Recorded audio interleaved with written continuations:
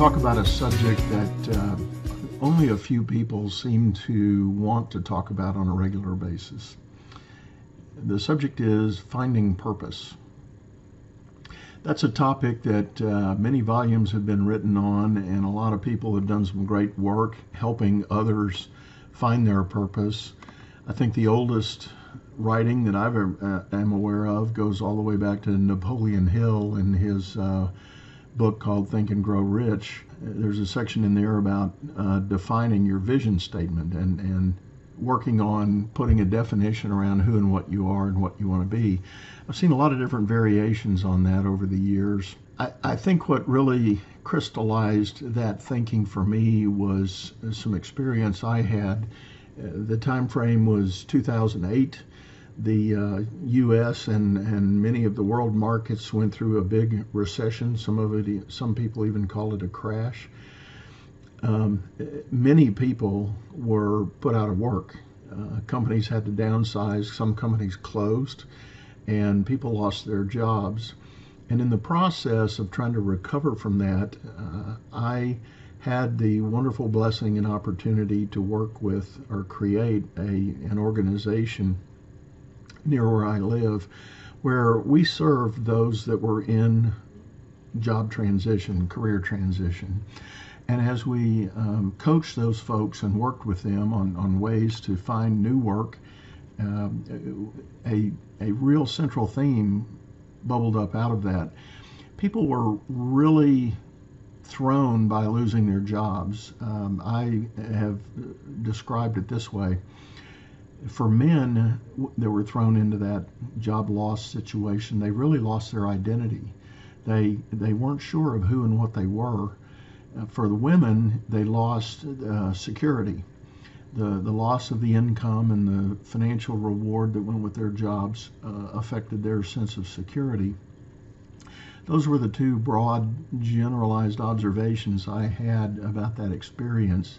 And it made me really do some soul searching and some research and exploration on my own to try to really begin the process of helping people think through what it was to reconnect with a purpose.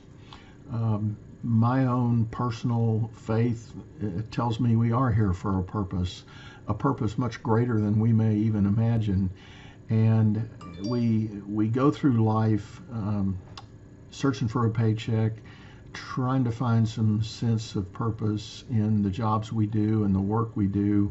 But for many people, after a number of years of doing that, chasing that tail, they find that there's really something missing. There's a need for something more.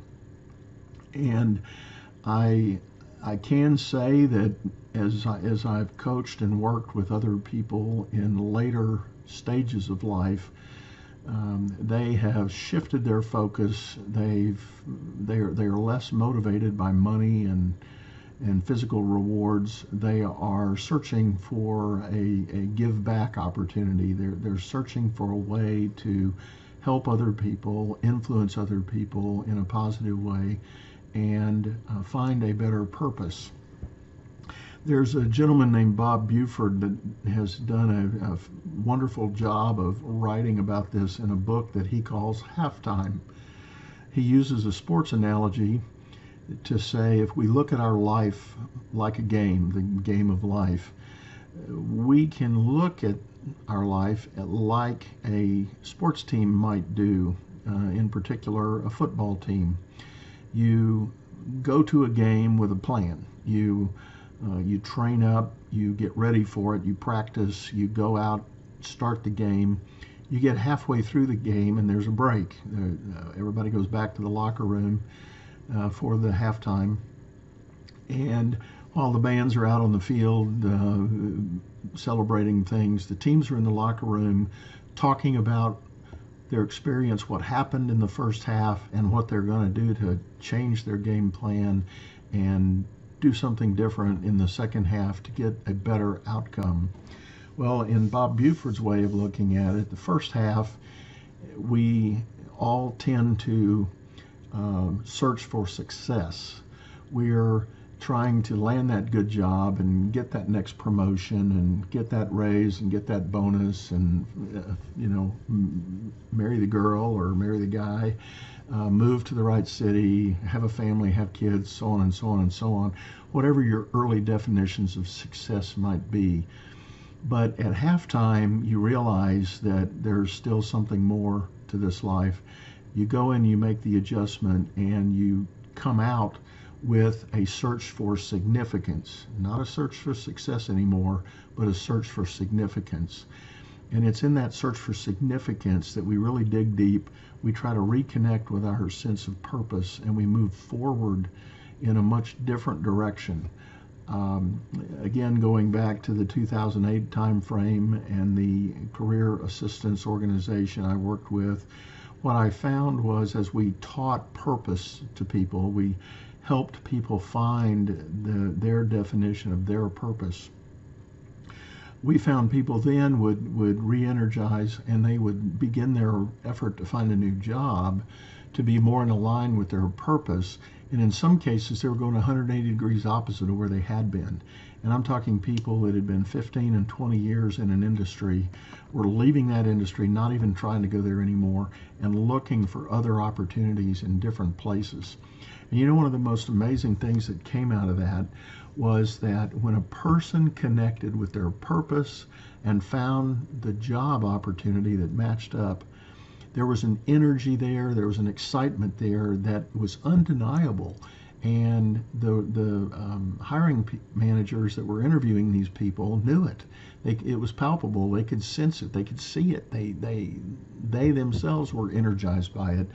And so my candidates that were going into the market with this new sense of purpose were much better prepared, much better equipped, and far more exciting candidates to be interviewing for jobs. And sure enough, the success rate was very high in spite of national markets that were double-digit unemployment. So it was really a tangible, credible example for me of the power in finding your purpose. Now, fast forward to the markets today, I think there are emerging opportunities. Studies and reports are coming in that employers that are working with the millennial generation are finding that if they can connect with this sense of purpose at an earlier age, they are finding that the ability to engage employees, younger age employees in the workplace, are engaging at much higher levels.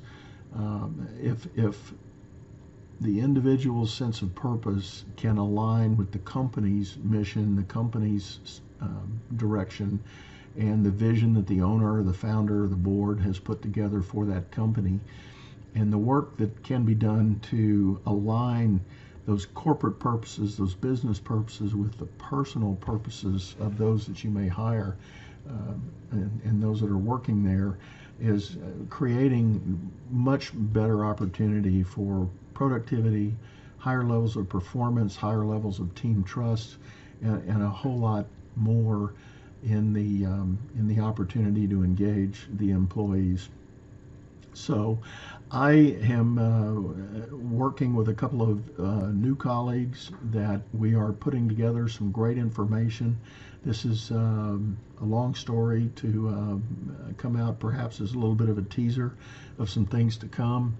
I will be writing some more articles on my blog at dougthorpe.com, and stay tuned for new information and exciting developments in this area of finding your personal purpose.